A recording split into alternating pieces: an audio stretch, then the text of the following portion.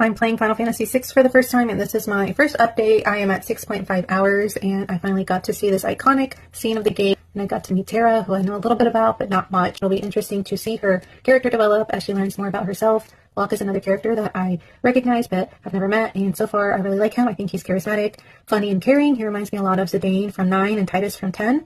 Then we meet Edgar, who is a big flirt, and all of the women in the castle are basically telling us that he flirts with everybody.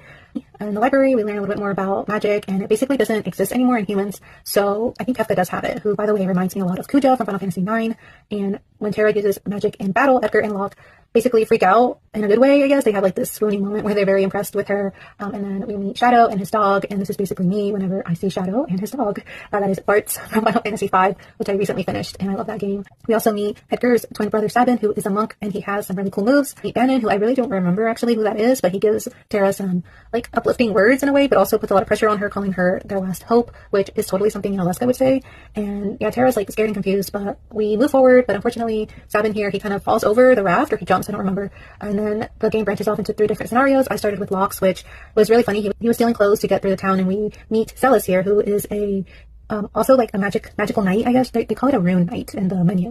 And she seems really interesting, reminds me of Beatrix from Final Fantasy IX. She also has magic. When we're done with that, we go to Sabin, and we meet up again with Shadow and his dog, and there I am again, looking at him, and we meet Cian, or Cian, I think it's Cian, who is an older man, and he loses his wife and kid, and that is really sad. He also talks very old-timey, which is funny. All 3 of them go through like the camp, and they make it through a forest where they reach a phantom train, and that was spooky, and also very sad when Cian saw, Cian or Cian, I don't remember.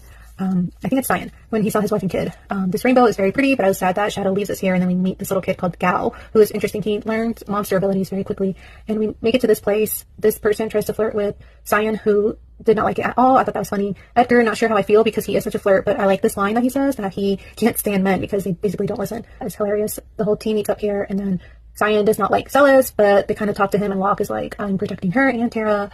Then we find out Kefka is coming, and so they all gather together, and we're going to fight all of them, I guess. Edgar is, of course, flirting with Celes, and she's just not having it.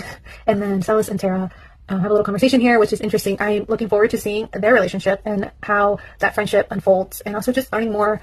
Why is it only them that have magic? Well, Celes does say they infused her with it when she was young, but still, right? Like, why is it so far only 2 women out of all the other characters? But yeah, so far I like the game. It's interesting. There's a lot of characters. I hate not knowing who's going to die.